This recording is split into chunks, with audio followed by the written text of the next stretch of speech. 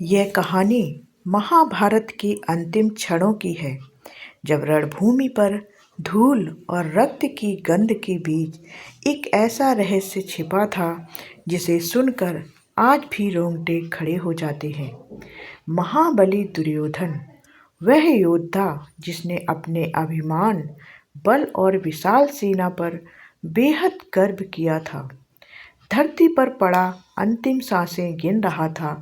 उसके आसपास युद्ध का शोर धीरे धीरे शांत हो चुका था, पर उसके मन में उठ रहा तूफान और तेज होता जा रहा था। तभी अचानक घायल दुर्योधन ने उठते हुए श्री कृष्ण की ओर 3 उंगलियां दिखाईं। ऐसा दृश्य देखकर वहां उपस्थित सभी योद्धा सन्न रह गए। आखिर दुर्योधन जैसे अहंकारी योद्धा ने मृत्यु के अंतिम क्षणों में श्री कृष्ण को उंगलियां क्यों दिखाईं? वह क्या कहना चाहता था?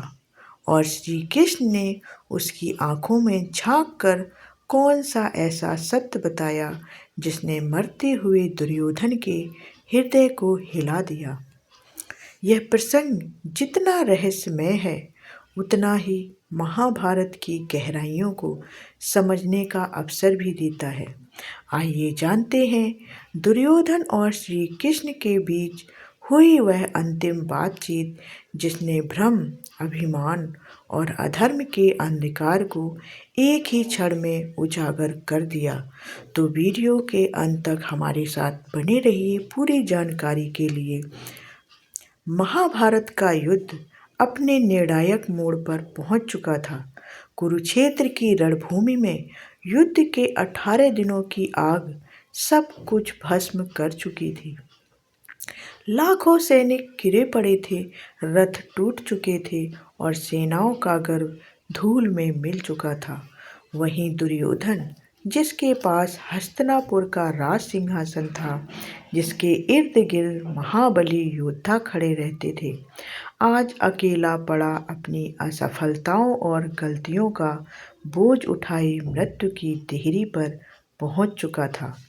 महाबली भीम की गदा का वार उसे भीतर तक तोड़ चुका था। उसका शरीर छत बिछत हो चुका था, पर उसके मन में अब भी वह असली युद्ध चल रहा था, अपने अहंकार से, अपनी महत्वाकांक्षाओं से और अपने पापों से। भीम के प्रहार से गिरने के बाद दुर्योधन कुछ देर तक मौन रहा। उसने चारों ओर देखा। पांडव विजय के करीब थे, कौरव सेना लगभग समाप्त हो चुकी थी और उसका अभिमान वैसे ही के बिखरा पड़ा था जैसे उसके आसपास युद्ध के अवशेष बिखरे पड़े थे। तभी उसकी नज़र श्री कृष्ण पर पड़ी, वही कृष्ण जिन्हें उसने कभी गंभीरता से नहीं लिया था, वही कृष्ण जिनमें उसे केवल पांडवों का राजनीतिक सलाहकार नजर आता था। मरते हुए दुर्योधन को पहली बार महसूस हुआ कि कृष्ण केवल पांडवों के सारथी नहीं, बल्कि सत्य और धर्म के प्रतीक हैं। दुर्योधन ने कांपते हुए हाथ उठाया और श्री कृष्ण की ओर 3 उंगलियां दिखाईं। आसपास खड़े योद्धा चकित थे। क्या यह अहंकार का अंतिम प्रदर्शन था या पछतावे की जलती हुई आग? श्री कृष्ण धीमे कदमों से दुर्योधन के पास गए और झुककर पूछा, दुर्योधन, क्या कहना चाहते हो? मृत्यु की कगार पर खड़े योद्धा की आंखों में पछतावा, तकलीफ और अधूरा अहंकार उमड़ पड़ा, पर उसके होठों से शब्द स्पष्ट नहीं निकल पा रहे थे।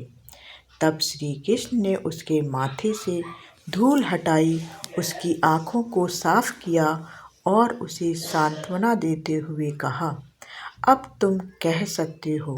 दुर्योधन ने धीमी टूटी हुई आवाज में कहा कि उसने महाभारत के दौरान 3 बड़ी गलतियां की और इन्हीं 3 कारणों से वह पराजित हुआ।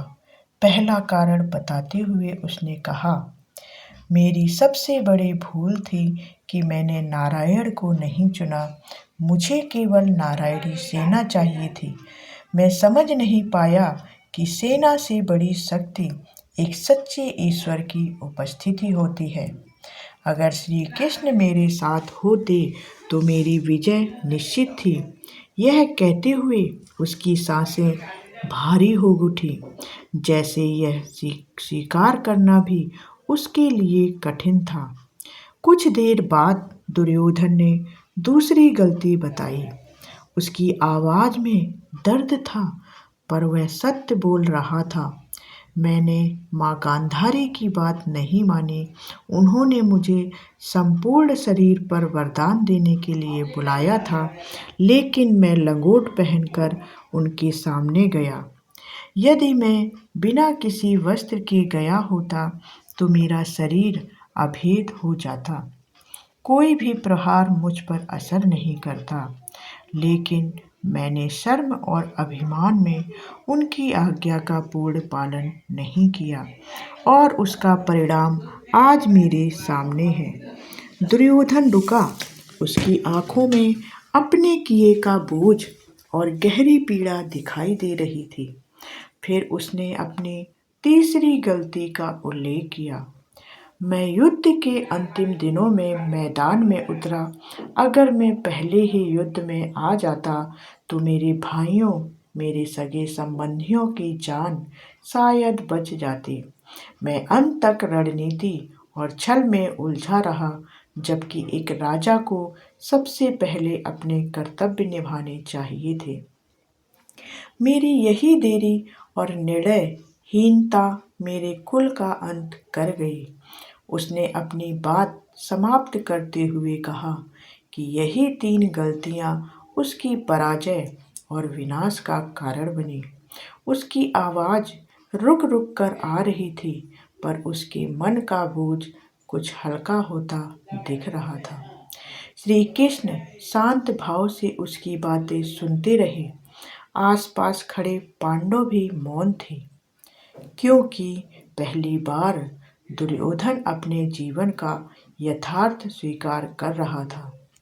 कुछ क्षणों के बाद श्री कृष्ण ने धीरे से उसकी ओर देखा और गंभीर स्वर में कहा, दुर्योधन, तुम इन 3 गलतियों के कारण नहीं हारे। तुम इसलिए हारे क्योंकि तुमने जीवन भर अधर्म का मार्ग चुना। किसी की सेना, किसी का वरदान या किसी की सलाह तुम्हें जीत नहीं दिला सकती थी, जब तुम्हारे कर्म ही तुम्हारे विपरीत थे। श्री कृष्ण ने आगे कहा, तुम्हारी हार तब ही तय हो गई थी जब तुमने द्रौपदी के चीरहरण में मौन रहकर अधर्म का संरक्षण दिया। उस दिन तुम्हारा धर्म नष्ट हुआ और धर्म के बिना मनुष्य कितनी भी शक्ति रखे टिक नहीं सकता। युद्ध तो केवल परिणाम था, कारण तो तुम्हारे कर्म थे। जो व्यक्ति अपने कुल की स्त्री का अपमान करता है, उसके घर में कभी विजय नहीं आती। दुर्योधन ने यह सुनकर अपनी आंखें मूंद ली। वह समझ चुका था कि वह अपनी गलतियों को 3 तक सीमित समझता रहा, जबकि उसकी असली गलती थी अहंकार, ईर्ष्या और अधर्म का साथ। उसके भीतर पहली बार सच्चा पछतावा जागा। उसने धीमी आवाज में कहा, यदि मैं यह समझ पाता तो आज मेरा अंत इस प्रकार ना होता। उसकी आंखों से आंसू बह निकले और वह कुछ ही क्षण बाद मौन हो गया। श्री कृष्ण ने उसे अंतिम बार देखा और कहा, व्यक्ति का भाग्य उसके कर्मों से बनता है और वही उसे न्याय देता है।